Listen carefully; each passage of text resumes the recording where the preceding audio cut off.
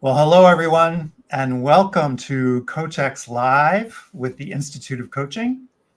My name is Jeffrey Hull. I'm the Executive Director of the Institute of Coaching, and I am extremely happy to have our newest member of the leadership team at the Institute of Coaching with me today, Dr. David Rosmarin, who is here to talk about coaching research and maybe even more importantly, his book that came out recently that is incredibly well-timed for the world in which we live in these days.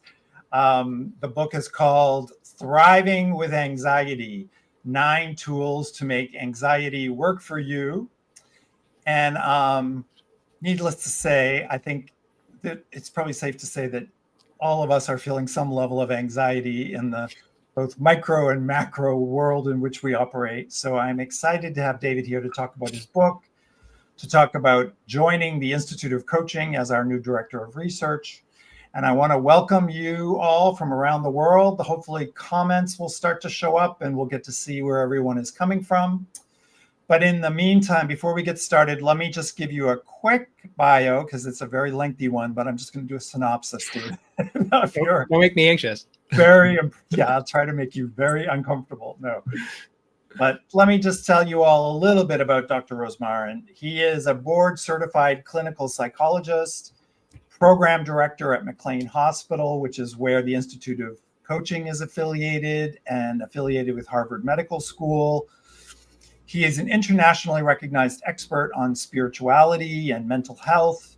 He's authored over 100 peer-reviewed articles, so he's a very deep dive researcher and also sought after for keynotes, workshops, and a consultant to human resource teams, managers, C-suite executives around the world. And as I said, he has a new book out called Thriving with Anxiety, 9 Tools to Make Anxiety Work for You. And he has a TED Talk that I think you told me has recently passed the 1 million view level. So you have no reason to be anxious. You're getting a lot of great press. So we are super excited to have you with us. And the chat's starting to light up. So I'm seeing some folks come in from Toronto, from Minneapolis, from Pennsylvania, from Canada, Barcelona. Hi, welcome from Europe. So David, let's start with a little background. I mean, not everyone, you and I have talked about this, and not everyone decides to take on the topic of anxiety in the way that you have, needless to say. I mean, I think it's safe to say that we've all experienced anxiety. It's a universal human trait to not always be comfortable with the way the world is treating us or what's going on in our world. But the idea that we could actually thrive with anxiety is certainly counterintuitive. And I think that the fact that you've taken this on in a really evidence-based sort of research perspective is not only interesting, but gives it a great deal of heft and credibility that this is probably new to the, at least to the mass audience. So I'd love to have you share a little bit about the background. I know you started a spirituality center, anxiety center in New York, but just give us a little history of how this all came about. Sure. So for 20 years, I've been working in the clinical world, treating clinical anxiety disorders. And I was given a toolkit to help people get rid of their anxiety and to eliminate it, reduce it through various methods, cognitive behavioral therapies, primarily dialectical behavior therapies, also working with pharmacologists who are prescribers and trying to really reduce and harness and tame this beast.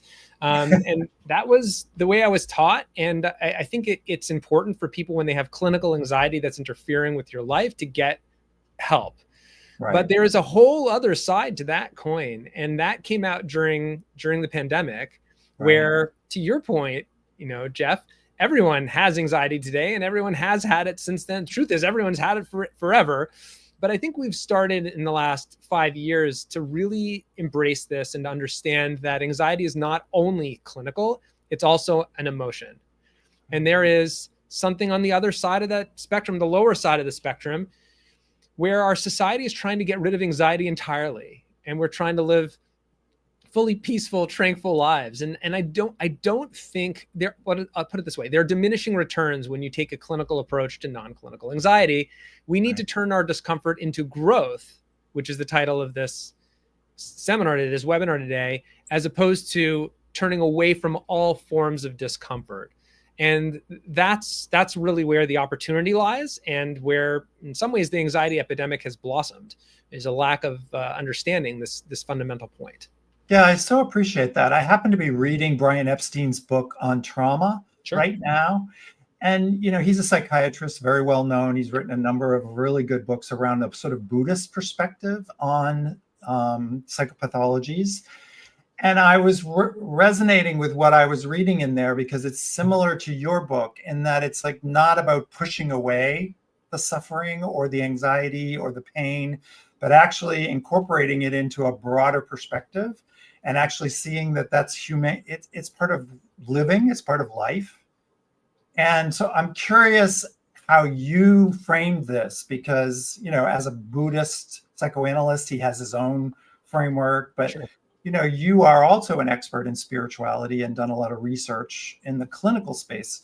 So tell us a little bit about how you took this from a clinical perspective and then worked it towards sort of the day-to-day world that the rest of us are dealing with. Yeah, to your point, maybe you're intuiting this. I do think that my own personal spiritual background, and also the work that I've done on spirituality at McLean and the papers that you mentioned that I published, embarrassingly, focusing in this area, have really opened me up to a different model.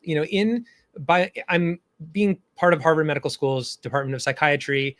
I'm seeing the most incredible advances in biomedical sciences and also in behavioral sciences for dealing with distress, dealing with human distress, whether it's depression or anxiety or substance use or schizophrenia or psychosis. I mean, you name it, it's happening here at the hospital and also within the department at large. But there is a truth, a simple truth that is somehow missing from the world of psychiatry, from the world of clinical mental health, which is that distress in of itself doesn't mean that you're broken. It means that you're human. And if you're struggling with an aspect of anxiety, an aspect of stress, an aspect of sadness, an aspect of, I wouldn't call it addiction, but leaning towards certain, we'll call them vices, whatever they are, that's part of the human condition. And that doesn't mean that something's wrong. When we take a clinical approach to clinical disorders, 100%, we need to be very methodical and very scientific and very biomedically based and very, behaviorally and clinically focused in terms of our science. But when we're talking about the lower levels, the normal day-to-day, if we try to eliminate all distress, we actually create more distress, because now people think, oh, something's wrong with me that I feel anxious. Right. And that's actually what I see happening on a grand scale outside of the clinical world, which is why I'm taking a stand on this issue. So talk to us a little bit about how I know that you developed this sort of set of tools that all of us could potentially put to work. And I think, given that our audience is coaches, and I want to open things up for them to ask you any questions that come up, but I think that it's good for you maybe to give us a taste. You're not going to be able to walk us through all 9, but maybe some of the framing that you used for everyday people to work through some of the issues that they have with anxiety. Yeah. By the way, just to pivot back to the last question, I felt like I didn't fully answer your question. I guess I'm a human being, which is, from a spiritual perspective, that's a concept that distress is part of the human condition that I think almost all spiritual traditions have. Right. And the question isn't how to eliminate all distress. The question is how to deal with it and actually turn it into something positive. Yeah. So that, just to make it really clear, like where I'm sort of coming from here. Okay. So the book has 9 tools, which is a lot to go through in 30 minutes. In my TEDx talk that you mentioned, also embarrassingly, I boiled it down to 4 steps. So I could share those steps with you, because I think there's something that coaches can do with their clients, in consultations, when they themselves are feeling anxious, and also when their clients are feeling anxious. So I'd be happy to share that in terms of scaffolding it. Yeah, let's do that. All right. Let's walk through the framework that you use just as at a high level, and then obviously we'll encourage people to get the book to get the full deep dive. Sure. Yeah. The book definitely has a lot more tools, and that's more of like a weekend read. This is sort of more your 30-minute thing. So the first step with anxiety is to identify. Often people shy away from anxiety. They try to tamp it down. They try to get away from it. They distract themselves. They use their phone. We do whatever we can in order to try to get away from it. And instead to identify what's the root of it by turning towards it. Let yourself feel a little anxiety. It's going to be uncomfortable. And then thoughts will come into your mind, which are at the root of it. What are you afraid of? Is it being alone? Usually it is some sort of interpersonal thing. Is it financial? Is it health? Is it, connection with others? Is it a matter of success? Is it embarrassment? Are you worried about physical sensations? Whatever it is, go there and spend time, a couple minutes, actually probing the depths of your feelings. Okay. So that's step number one, and something we do not do. Well, rather than avoiding, facing, right? Yes. In a sense. Yes. Or at least owning that it's real, as opposed to trying to push it away. As opposed to pushing it away, which is usually our first step.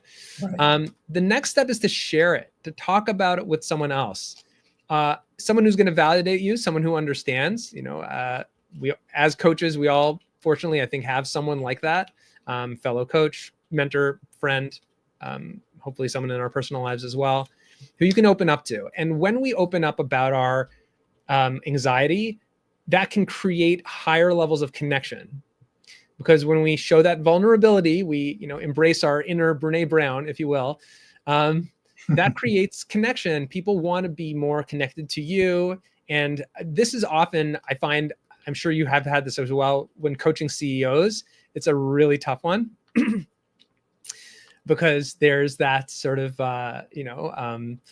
invincible shield that has to be penetrated through. Well, there's a fear of not being competent, and right.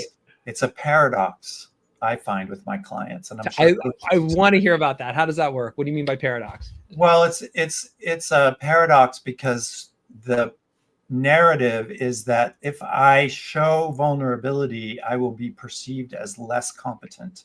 If I express that I am actually anxious or fearful, then I will look like less leaderful. I'll look like I'm less capable of being a leader, which is actually, in most cases, exactly the opposite of the exactly, because you end up more connected, you end up more approachable, you end up creating psychological safety, and then people have their own permission to feel how they feel, which creates unity and onboarding and mission centered. And this is what conversations that you and I have had. So that's what sharing is about. Get it off of your mind and into the heart of another human being. Excellent. Very, very important to do. So looking at it, honoring it at first, sharing it, and then there's identify, share. Okay, then the hard part. Embrace. Do things that make you feel anxious. Doesn't have to be a 10 out of 10. It doesn't have to be at a 10 out of 10. Okay. But a 7. So when you say do things that make you feel anxious, you're making me feel anxious right now. I'm glad you shared that with me. What would be an example? Well, if you don't like public speaking, then raise your hand in class, raise your hand in a meeting. Okay. Wear a bright color so someone was actually going to pay more attention to you as opposed to, pastels or whatever it is, or something. So you're basically saying you should raise your anxiety? Correct. It's sort of like inoculation. You want to give a little bit of the anxiety helps you to build resilience. We talk a lot about resilience building. Right. Everybody on this call wants to have more resilience and wants your clients to be more resilient. Right. But what goes into making that sausage? You're not going to building some kind of muscle of so it's not pretty. I mean, being able to bounce back, right? Yeah, but the only way you build that muscle is through, the muscle fibers have to break down. You need to actually put yourself through some form of stress and experiencing it. Okay. And that's emotionally, it's the same way. We know physically, if you work out physically, you end up more physically fit. Right. So how do you work out mentally? by pushing a little bit beyond the bounds of your comfort zone. Got it. And that's what embracing anxiety is about. I try to do something at least once a week that makes me feel palpably anxious. Interesting. All right. Wow. So personal practice I've taken on. So that would be something we would potentially suggest to a client. Yeah.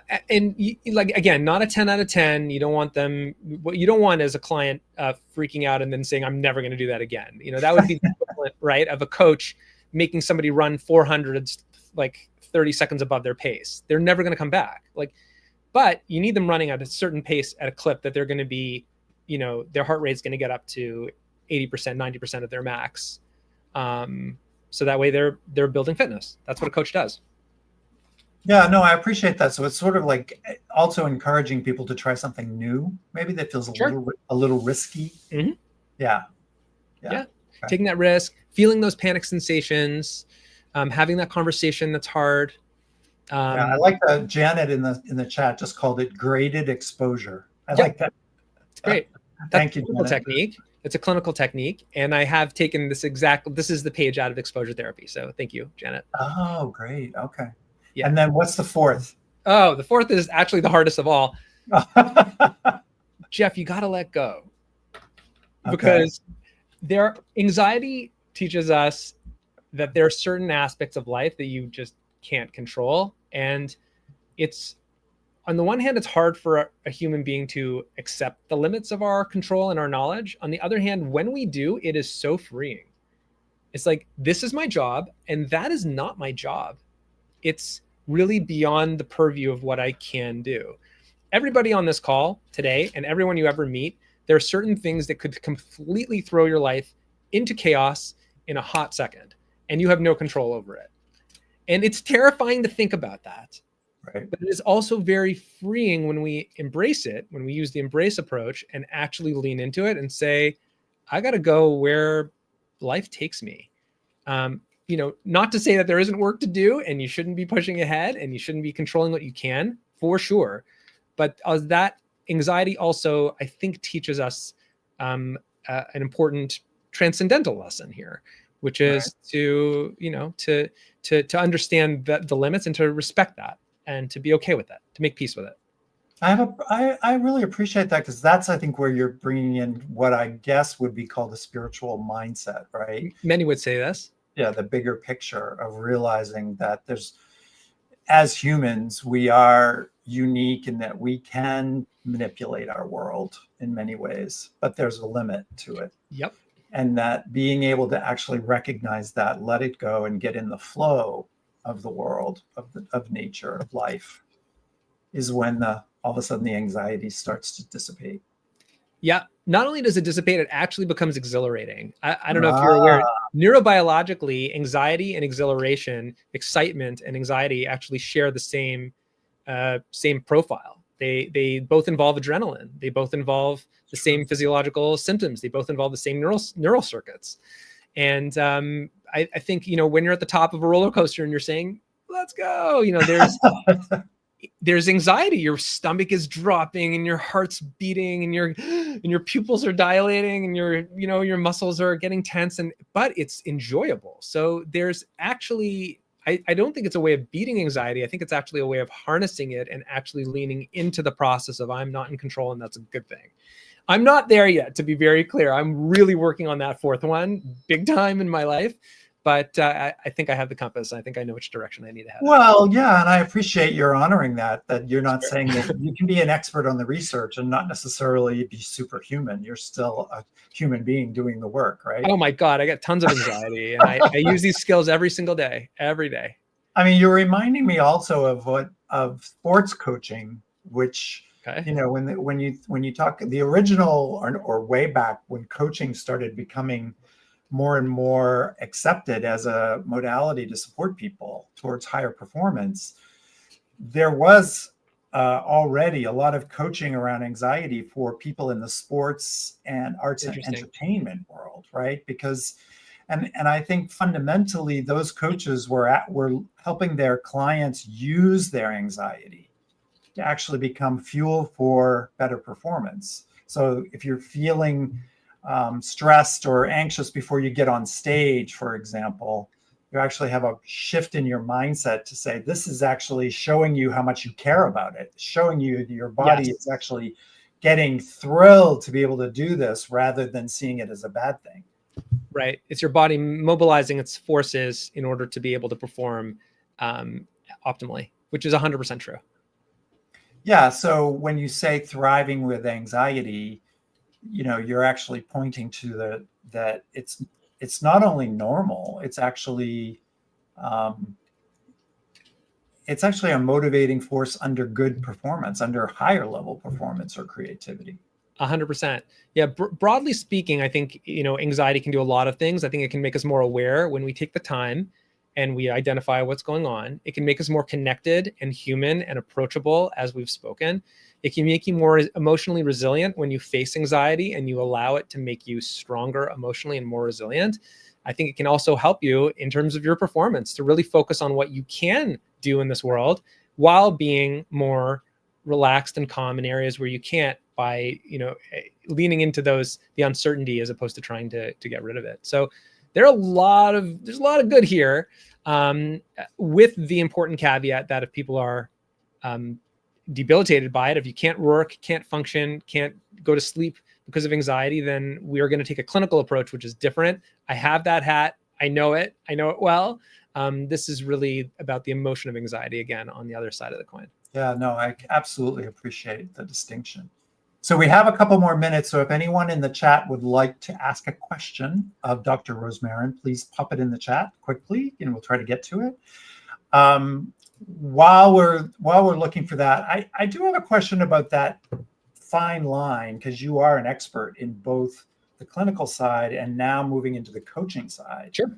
And I'm curious how you would determine, like, if somebody comes to you and they're on the cusp, they're feeling anxious, it's not automatically clear that they are having a real pathological response that needs clinical intervention. What do you look for as a distinguishing factor between regular everyday anxiety that we can work through as a coach versus something that needs clinical support? Jeff, you're taking me back 30 years to my own first experience with anxiety. Oh, is that a good thing? Yeah, it's great. It's a very good thing. I'm embracing it. And I had this question. This was actually the first question I ever asked about anxiety. I had a little bit of difficulty sleeping at night when I started college. There was a lot of uncertainty. I just didn't know what I was going to do. Socially, there were a whole bunch of things that happened that were just unfortunate occurrences that made it difficult for me. And I was just having trouble adjusting and figuring out the next steps in my life. And, so I happened to go to one of my spiritual mentors, I guess at the time, who was my, unofficial, unpaid coach, who I will forever be very grateful to for coaching me and helping me. Those people come in handy at times in life. Oh my God. And basically I said, do I need therapy? Do I need medication? What should I do? And he asked me, he said, like, well, is it getting in the way of your functioning like day to day? Like, are you able to, and I'd be like, well, I'm going to classes, I'm completing my work, I'm able to go out with friends. I'm like a little, I have some antacids in my car and I'm like a little uncomfortable and, it's not pleasant, but it's not interfering. So he said, listen, for the next 30 days, let's try this approach, whatever it was. And if it's getting worse, then we're going to get you to, therapy, meds, like whatever it is, and we'll take a clinical approach. If it's starting to interfere with your life at any point, we got to go there. But for now, it just sounds like it's uncomfortable, not debilitating. And I've stuck with that line ever since.